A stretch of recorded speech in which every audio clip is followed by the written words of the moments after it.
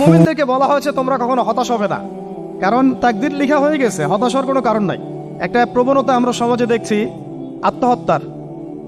Young জেনারেশনকে আমরা নসিহত করব যে ভুলেও নিজের জীবনকে বিসর্জন দিতে যাবেন। আল্লাহ রাব্বুল আলামিন আপনাদেরকে সৃষ্টি করেছেন তার ইবাদত করার জন্য এবং তার জমিনে তার দিনটাকে প্রতিষ্ঠা করার জন্য। খেলায় খেলায় আপনার জীবনটা নষ্ট করবেন না, ঠিক আছে ভাই?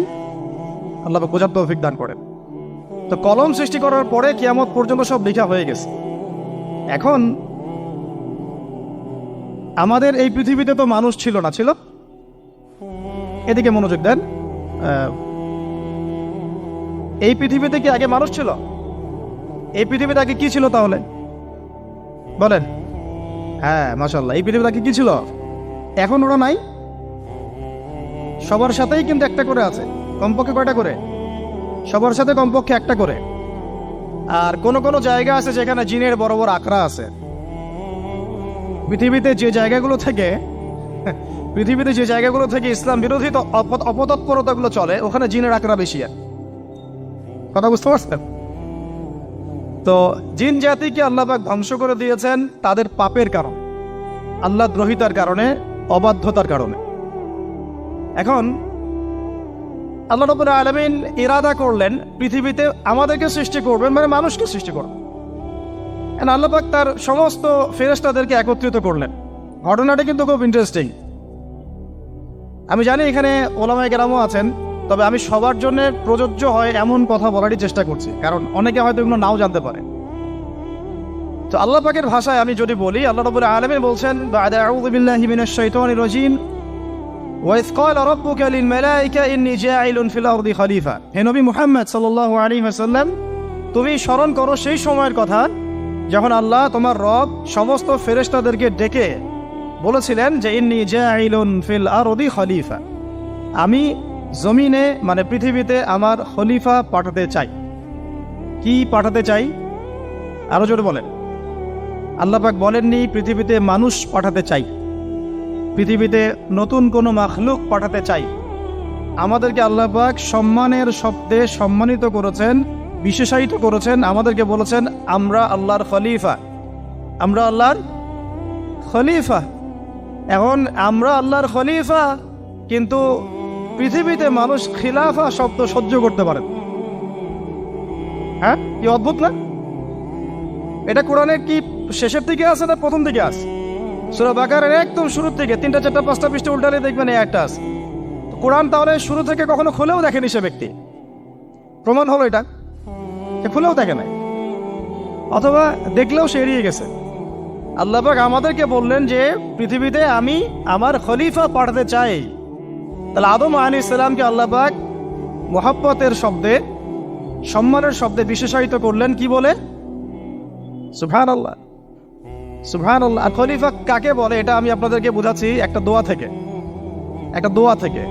এই যে গাড়িতে করে আমরা বাসা থেকে আসলাম বা যখন কোনো সফরে যাই, আমরা একটা দোয়া পড়ি, সুবহানাল্লাযী সাখখারা লানা হাযা ওয়া মা কুন্না লাহু মুকরিনিন ওয়া ইন্না ইলা রাব্বিনা লামুনকালিবুন। এতটুকু তো পড়ি নাকি? বা এগুলো পড়তে হবে? বইমেলায় এসেছি শুধু লেকচার শোনার জন্য না, ছবি তোলার জন্য না। আজকে জীবনটা পরিবর্তন করার নিয়াত করে যাইতে হবে, ঠিক আছে ভাই? বই প্রকাশ করা, ছাপানো, বিক্রি করা, লেখা, এর চেয়ে বড় কথা আমার জীবনটা ইলমের আলোয় আলোকিত করা। আমি বই লিখলাম ধরেন একটা, আমার মধ্যে সেই আমল নাই, লাভ নাই। লাভ আছে? আমি বই ছাপাইছি 100, 200, 500, 1000, আমি নিজেই আমল করি না, হবে? আগে আমল জরুরি। ইলমের সাথে আমলটা খুব বেশি জরুরি। আলেম তাকেই বলা হয় যে ইলম অনুযায়ী আমল করে। তাহলে আল্লাহ পাক বলেন লিমা তাকুলুনা মা লা তাফআলুন, তোমরা এমন কথা কেন বলো যে আমল নিজেরাই করো না? কাবুরা মাকতান ইনদাল্লাহ আন তাকুলু মা লা তাফআলুন, আল্লাহর কাছে সবচেয়ে গর্হিত একটা অপরাধ তোমরা একটা কথা বলবা কিন্তু আমল করবা না। তো দোয়াটা মুখস্থ করবেন। এই দোয়ার নিচে একটা অংশ আছে, আল্লাহুম্মা আনতা সাহিবু বিস সাফারি। আমার কথাটা শুনেন, খলিফার অর্থটা বুঝেন। অনেকে তো অনেকভাবে ব্যাখ্যা করে আর কি। আল্লাহুম্মা আনতা সাহিবু ফিস সাফারি, আল্লাহ তুমি এই সফরে আমার সাথী। সফরে বের হওয়ার সময় দোয়া পড়ছি আমরা, আল্লাহুম্মা আনতা সাহিবু ফিস সাফারি, আল্লাহ তুমি এই সফরে আমার সাথী। ওয়াল খলিফাতু ফিল আহলি ওয়া মালি, আল্লাহ আমি তো বাসায় নাই, আমার বাসার আহাল মালের খলিফা হচ্ছে তুমি আল্লাহ।